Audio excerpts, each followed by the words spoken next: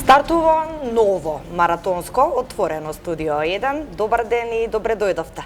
И за средина на неделата се дружите со мене и мојот колега Владко Чаловски, кој што во продолжение ќе не информира што се ќе се одржи ова наше најново отворено студио. Ти благодарам, Јана. Добар ден и од мене, а да погледнеме што ќе го гледаме во денешното издание на Студио 1 со почеток од 14 часот се до некаде 23. За старт ќе ги погледнеме некои од поинтересните изјави во вчерашните гостувања, како во отвореното студио со Александар Чомовски, така и во емисијата Правда и неправда на Гордана Дувњак. За потоа да следи информативното издание во рамките на Студио 1 Елена Джугуманова, за после неа да ги слушнете детално какви ќе бидат временските услови со Славчо Поповски. Јас и Јана се враќаме околу 15 часот и 25 минути, а со нас е колегата Дејан Андоновиќ. Со него ќе разговараме за темите кои што се во фокусот од Европа, светот и од Балканот. Ке следи уште едно информативно издание во 16 часот пред јас и Јана да се вратиме овде во студиото, а ќе разговараме со градоначалникот на Ресен Живко Гошаревски, како и двајца представници на Преспа Бајк, Никола Табаковски и Никола Трајковски. Имено се случува еден настан кој што за регионот на Ресен, односно за Преспа, буди доста интерес. Запознаја Преспа се вика настанот, ќе се информираме малку подетално и секако да ги запознаеме гледачите за да го искористат времето и овие летни денови и да ја посетат Преспа. Така јас и Јана ќе го затвориме нашиот дел што се однесува до студиото, за потоа да следи забавниот дел, а во забавниот дел за почеток музичкото талент шоу Звезда број 1.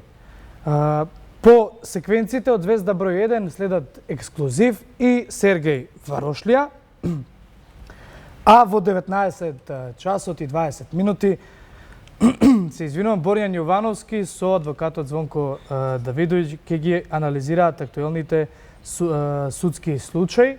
Гостин во централниот дневник вечерва е Артан Груби од партијата ДУИ, а во печат на неделата со Сашо Ордановски гости се Ѓорги Филипов, поранешниот, односно амбасадор, и Ивана Туфекџиќ, а ќе разговараат на патот кон Европа помеѓу Берлин и Париз. Отвореното студио продолжува во 22 часот, се дружите со Борјан Јовановски и неговите гости, анализата е Преспанскиот договор и евроинтеграциите, и за крај уште едно информативно издание во рамките на студиото. Така е. Сега стартуваме со оние извадоци од, како што споменавме, по интересните разговори во вчерашното отворено студио 1. Чомовски анализираше една актуелна тема, богами години наназад, односно се бара начин како да се изведе целиот тој изборен модел да функционира. Кај нас имаше во последно многу предлози за целата територија да е една изборна единица. Коментира вчера во отвореното студио политикологот Божиновски, секако представникот од БЕСА, Ријанит Хоџа, представникот Движењето на турците во Македонија Енес Ибраими и председателот на ЛДП Горан Милевски. Дали главното прашање всушност една изборна единица е шанса или е пропаст за помалите политички партии? Ги слушаме нивните ставови во продолжение. Ако ние имавме отворени листи и ако навистина пратениците што се отцепија од БЕСА има добиено тој број на гласови и се решија да се отцепат од партијата, тогаш не би било никаков проблем. Но тие гласови ги зема од листата на БЕСА. И сега, значи, ние имаме тројца прошверцувани пратеници во власта што добиле врз основа на мандатот на БЕСА. Така да, ево, еден прост пример, дека отворените листи му дават на право на пратеникот да каже дека да, јас сум ги освоил овие гласови и јас одлучувам со моите граѓани, не одлучува партијата. Значи, ова е прост пример. Што се однесува до изборните единици, според нашите анализи што сме ги направиле, значи најидеално би било да се намали од 6 на 3 изборни единици, со тоа што првата и втората, односно Скопско-Кумановскиот регион ќе биде отфатено во една изборна единица, Полошко-Струшкиот регион ќе се опфати, значи, и Пелагонскиот на друга изборна единица, петката и шестката, и тројката и четворката во една изборна единица. Значи, просто и со ова мислиме дека ќе стигнеме до реалната слика. Ја направивте ова нумеричка карта на Македонија, изборна карта, првата реакција, што ја чув и првата реакција која доаѓа, ете албанците се групираат во петката и во шестката и тоа води кон една нова територијална конфигурација во Македонија. Не е точно. Ќе ви кажам, значи, ево проста причина. Гледате дека никогаш партии на другите политички заедници не правиле коалиција со албанска партија.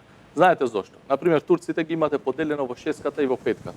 Во овој случај, ако се направат две изборни единици, значи ние имаме можност да му понудиме места, пратенички места на партиите на турците. И тогаш не мора тие да бидат секогаш зависни или со ВМРО или со СДСМ за да имат гарантирани места. И плюс, не му правиме услуга ние. Тие ги имат тие гласови.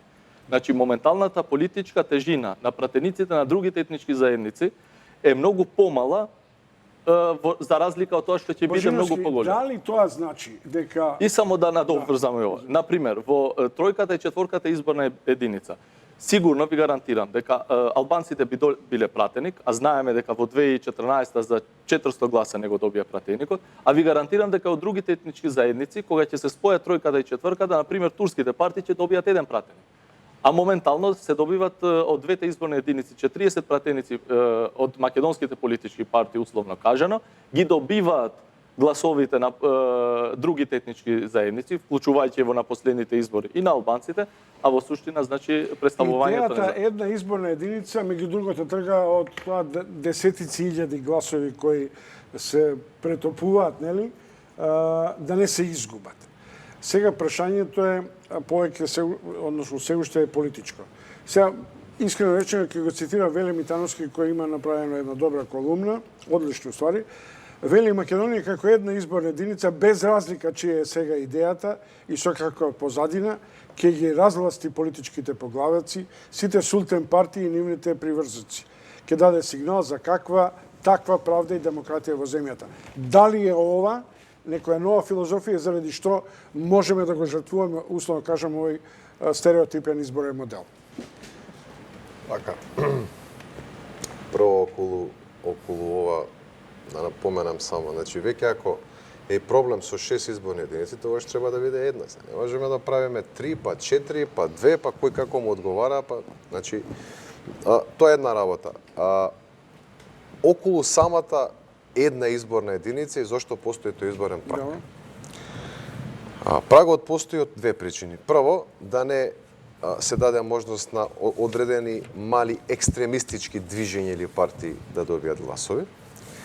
И втората причина, која што е многу поважна, е да не дојде до целосна парциализација на политичкиот систем. Кај што ќе имате ситуација, не знам, 20 партии или 30 партии да влезат во парламент и после да не се знае кој е одговорен и зашто е одговорен, да не може влада да се формира. Затоа има изборен праг. И затоа во секоја европска држава, која што има пропорционален модел, има изборен праг. Сега 2% е минималниот. Ви кажав, ви ги набројав сите во регионот. 3, 4, 5%. Еве Словенија е добра за споредба, бидејќи има слична територија и број на население со Македонија. Во Словенија прагот е 4%. Ево Македонија нека биде и 2%. Пак е тоа многу. Пак има повеќе шанси вака. Но, не спорам, доколку помалите партии сметаат дека тоа е исправно, во ред, нека се направи една изборна единица. Најмногу им одговара на ВМРО и на СДСМ. Најмногу им одговара од сите. На минативи избори... Со цензус, така? Цензус мора да има. Ама пак има секаде неформален има цензус. цензус. Сега има неформален цензус. И тогаш ќе има неформален. Не, сигурно ќе има. Ево делите на Дантонов систем. Извинете, пак 9000 извинете се, не може ние да се правиме попаметни од цела Европа каде што има 3, 4 и 5%. Не, поред, тоа е друг систем, ама дека ќе има неформален цензус пак ќе има. И државата и општеството. Што ми имаме неформален цензус во овие изборни Европа не е демократизирана. Не. Во Словенија 4%. Сакате да видиме како Словенија, нема проблем. Ајде да го направиме една изборна единица со 4% изборен праг. Вака, значи, вие рековте дека и овој систем актуалниот има неформален цензус. Значи, ако се става на Дантонова формула, ви гарантирам дека и тогаш ќе има неформален цензус. И пак ќе биде 3%. Не. Пошто 120 пратеници ќе треба да седат. Не. Се враќаме назад во живо од студиото. Имено кичевскиот судија Драги Билески по 9 години ја доби својата битка во Европскиот суд во Страсбур. Драги Билески беше прогласен за кодош, односно беше лустриран, и при тоа, ако ги следевте бомбите кои што се објавуваат од тогашната опозиција, можеше да се слушне во телефонски разговор дека еден од нарачателите, односно всушност нарачател е пратеникот Антонио Милошовски. Билески во Правда и неправда вели се зачудил кога го лустрирале. Тој беше лустриран многу, односно една година пред да се пензионира. Вели не го познава Милошовски, го знае само татко му со кој што биле генерација, и сето тоа му паднало многу чудно. Целата емисија можете да ја погледнете на сајтот 1tv.mk или на YouTube каналот на 1tv, а сега слушаме само дел. Имате доказ дека не сте биле соработник, писмена изјава заверена на нотар, ја чекате одлуката на управен суд. Колку ве изненади тоа што беше одбиена вашата жалба и потврдено практично решението на комисијата?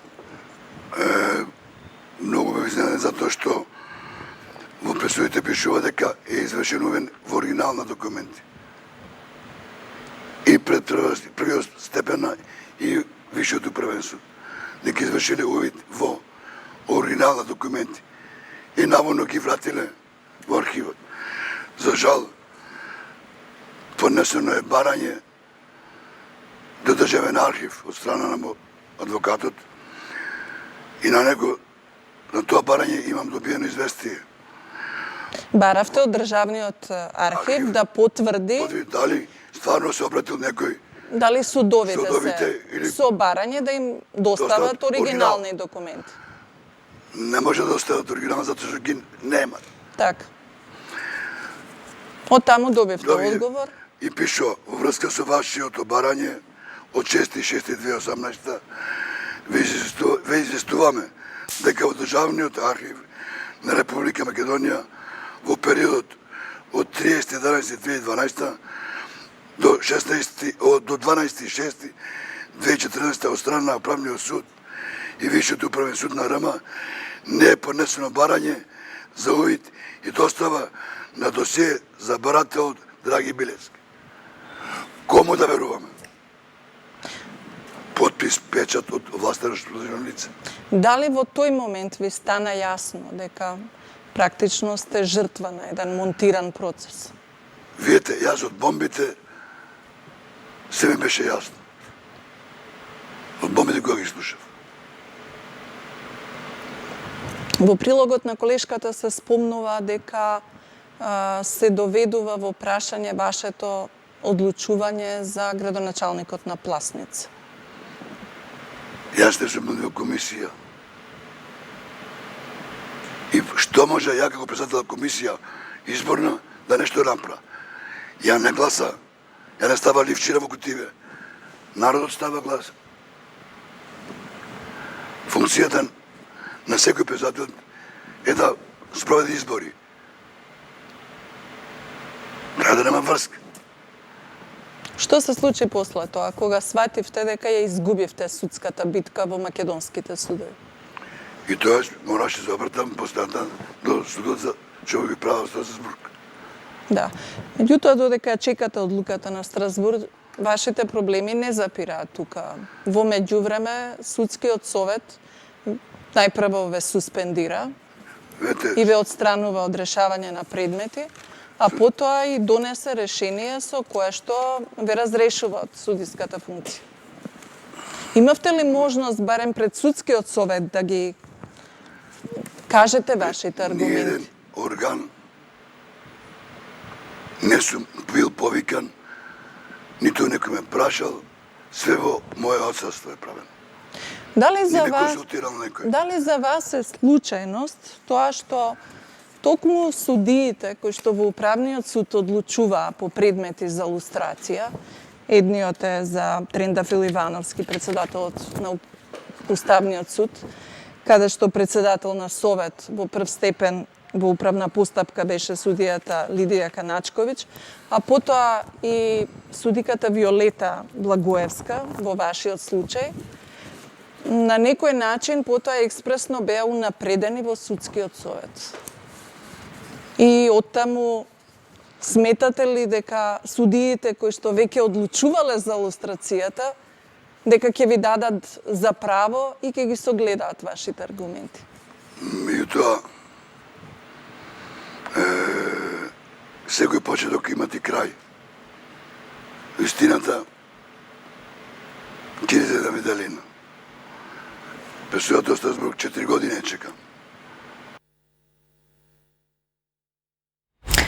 Да, а еден од гостите синоќа на Чумовски беше актерот Бајруш Мјако. Тој е годишен добитник на наградата Војдан Чернодрински, имено и главната тема низ призмата погледната од актерството е дали тоа познава јазични бариери.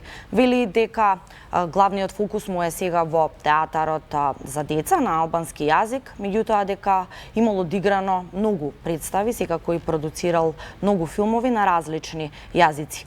Ова беше главната тема апропо нашето мултиетничко општество и се уште на некој начин поделеноста во оваа сфера. Меѓутоа слушаме повеќе од извадокот. Актерите и театрот, да, меѓутоа тие што треба да одлучуваат и да дават, да одвојуваат повеќе средства за да се реализираме ние као детски театри или да реализираме 3 проекти, као што беше лани, например, добивме, кога се појави као министр господинот Ало Џозовски, со државниот секретар Валмир Азири,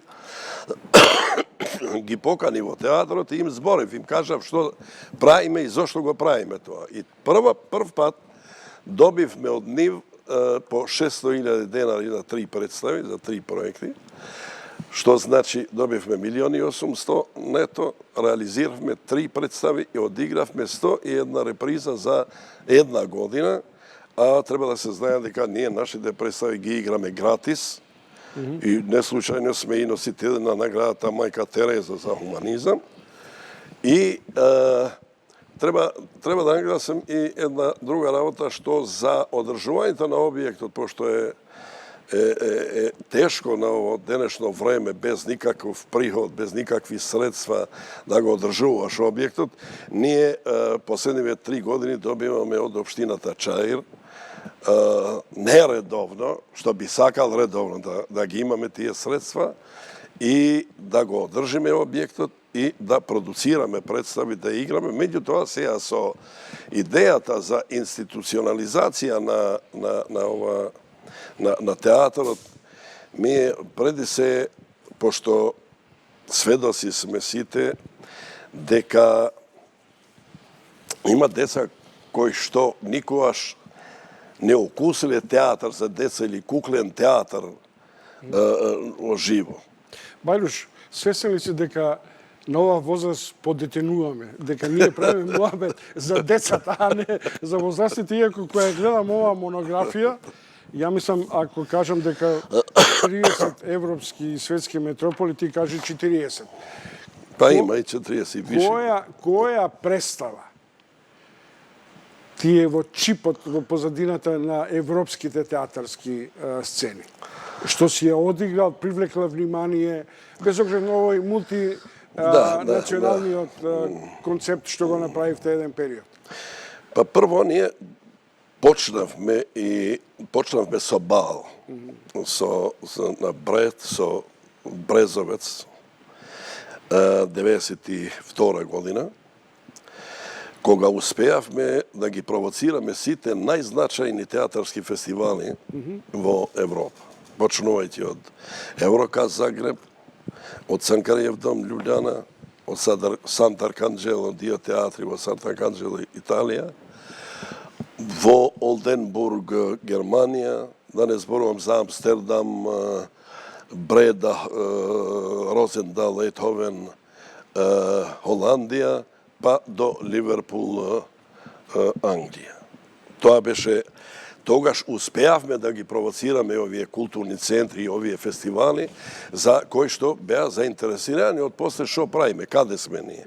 Па не случајно после и со Кралот Лир, која го работевме 95-та со Милчин и премиерата ни беше во тврдината во Охрид, во рамките на Охридско лето, па успеавме да бидеме и дел на Дживидале во Италија на тој фестивал или на Пулскиот летниот фестивал, па или на првиот послератниот мес во Сарајево. Така да продолжиме, пошто не со коските што доста доаѓаат на теки дервиши до Бонското биенале кај што стигнавме, па со Дритро Касапи 2000 година утре тргнуваме во рајот исто од теки дервиши до 2001 која јас сватив дека нема да можам више во театарот да го правам тоа што умеам и што сакам да го правам. Сватив дека нема да можам више во театарот да барам лик кој што треба да го реализирам, од кои што имав многу други ликови кои што сакав да ги реализирам.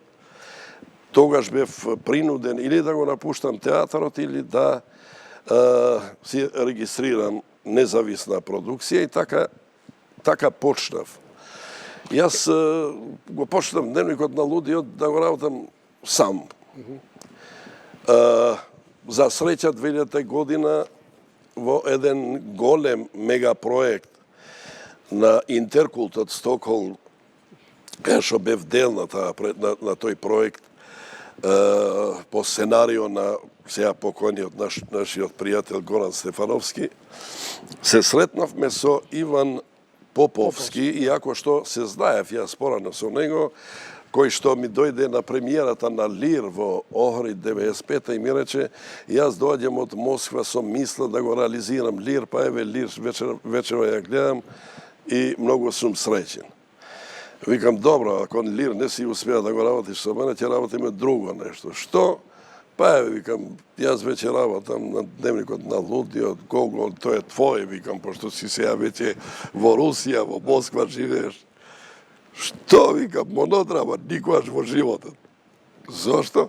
Не, монодрама не знам да работам. Како што напоменав и претходно, сите овие разговори можете да ги погледнете на 1tv.mk или на каналот на YouTube на 1tv. Јас и Јана овој прв дел ќе го затвориме. За кратко следува информативното издание, а се дружите со Елена Джугуманова. Се гледаме во 15 часот и 25 минути. Се гледаме.